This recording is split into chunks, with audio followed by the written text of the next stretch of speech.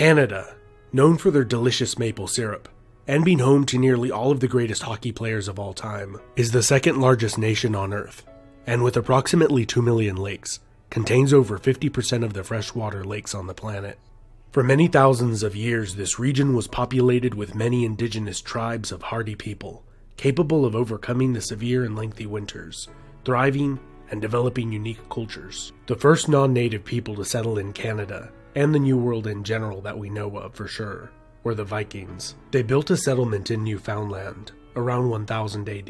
It is unclear for exactly how long this settlement was occupied for, or if there was more, but ultimately it was either abandoned, pillaged, or its inhabitants succumbed to disease, or assimilated into the local population. But theories abound. Nearly 500 years later, in 1497, the Italian explorer Giovanni Capoto was the first European to explore North America's coast, claiming it for the English crown.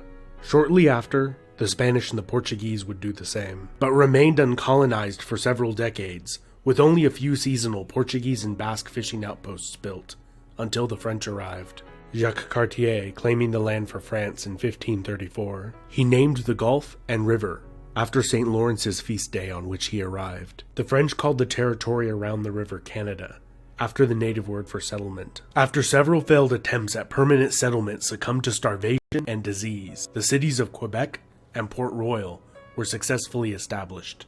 By 1670, the English colonies in the south had expanded, and new settlements were established in Newfoundland and south of the Hudson Bay. The fur trade, particularly in beaver pelts, became extremely lucrative, as it became the favored material for hat makers and luxury winter clothing in northern Europe. This greatly encouraged further northern settlement by both English and French fur trappers seeking to make a fortune. The French and the English did not peacefully coexist, with the French temporarily taking much of the territory around the Hudson Bay during the lengthy period known as the Beaver Wars. Not only the Europeans became wealthy and influential from the trade in beaver pelts. The Iroquois Confederation of 6 powerful tribes, armed with European firearms, initially allied with Dutch merchants, and then the English, to aggressively attack the French, and most other Indian tribes in the region to obtain more furs. Many of these tribes banded together with the French to halt Iroquois expansion. Peace was negotiated after 72 years of fighting, and many, mostly Indian lives lost.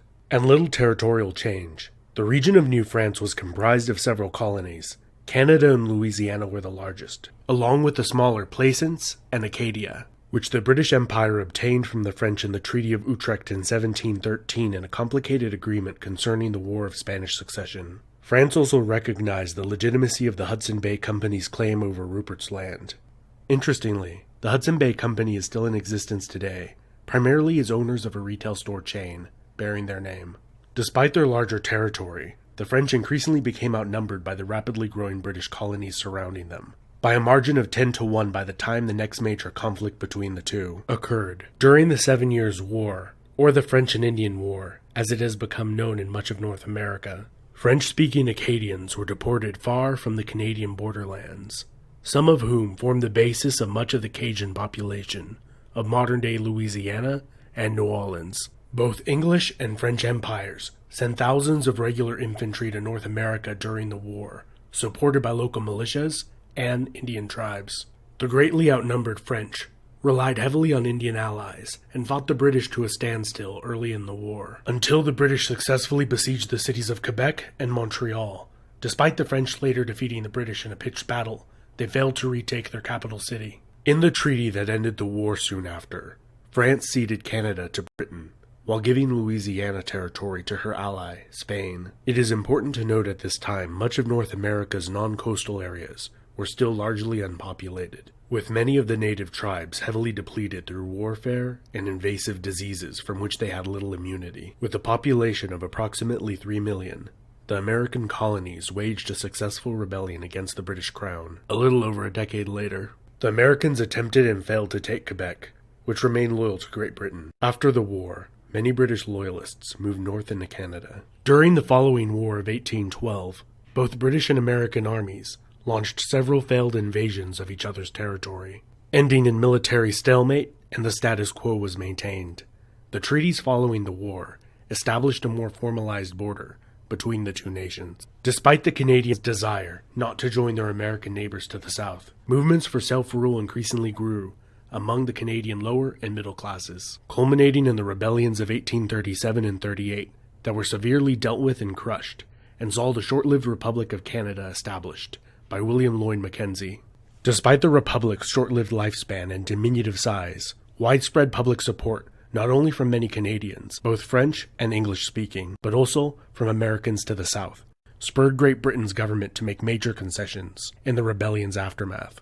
The Act of Union in 1840 united Upper and Lower Canada into the new province of Canada, and the granting of responsible government soon after allowed for a far greater degree of self-rule to be exercised by the elected representatives of the people. In 1846, the disputed Oregon Territory was peaceably divided between Great Britain and the United States, pretty much by drawing a straight line and giving Vancouver Island to Canada. Throughout the 19th century, a massive boom in the logging industry fueled large waves of immigration to Canada, gradually replacing the fur trade as Canada's most lucrative industry. In 1867, the British North America Act, or more commonly called the Constitution Act today, established Canada as a self-governing democracy, with Ottawa as its capital city. To the west, the Hudson's Bay Company negotiated the sale of Rupert's Land to the newly formed Canadian government. The Métis people, of mixed European, primarily French, and Indian ancestry, were the largest population of the Winnipeg area of what is now Manitoba. Fearing the land they had held for generations would be seized by newcomers from the east, they rose in rebellion, creating a provisional government. And after a tense standoff, and eventual occupation by federal troops, many of their demands were met, respecting their rights. The leader of the rebellion, Louis Riel, would lead another larger but less successful rebellion 15 years later that ended with his trial and execution. Louis Riel became a martyr, or villain to many Canadians, his death increasing the tensions between Indian Métis, English, and French groups in society. Because of the key role the partially completed Transcontinental Railway played in the suppression of the rebellion, political support for completing it soared among English-speaking Canadians, and the railroad was completed in only 4 years from when it had begun.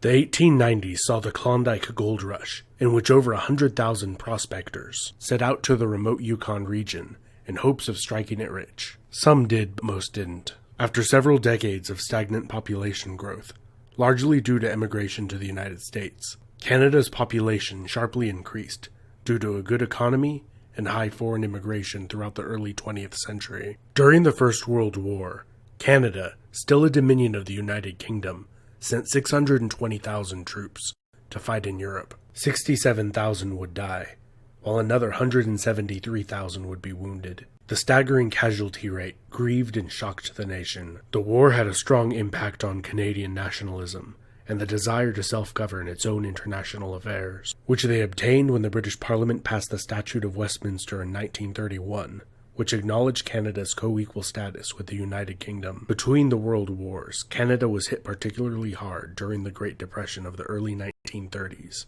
with unemployment rates reaching 25%, and many men living in unemployment relief camps. During the Second World War, over 1.1 million Canadians served in that brutal conflict that left nearly 100,000 of them dead or wounded. In 1949, Newfoundland became the last Canadian province to incorporate. In 1965, Canada adopted its current flag. Here's a selection of some of the other national flags that were proposed. Let me know in the comments of which one do you think looks best. In 1982, the Canada Act passed the Parliament of the United Kingdom and was ratified by the Queen, granting Canada the right to create their own constitution, which they promptly did. Still recognizing the constitutional monarchy in a mostly ceremonial rule, the new constitution abolished the British Parliament's remnants of influence over Canada. Canada is now a nation of over 36 million people, where over 20% speak French as a first language, and has the 10th largest economy in the world. The province of Quebec has maintained a strong French influence over the centuries, and has on 2 occasions voted in referendums to decide whether Quebec should proclaim national sovereignty and become an independent country. In 1995, it very nearly did not pass, with secession still being an issue till this day. This has been Epimetheus. Let me know what you think down in the comments. What Canadian province is your favorite to visit or live in? Don't forget to like, subscribe, and hit the bell icon to get notifications every time I make a new video. And big thanks to my supporters over on Patreon. to help me keep making content like this. Thank you so much for watching till the end of the video.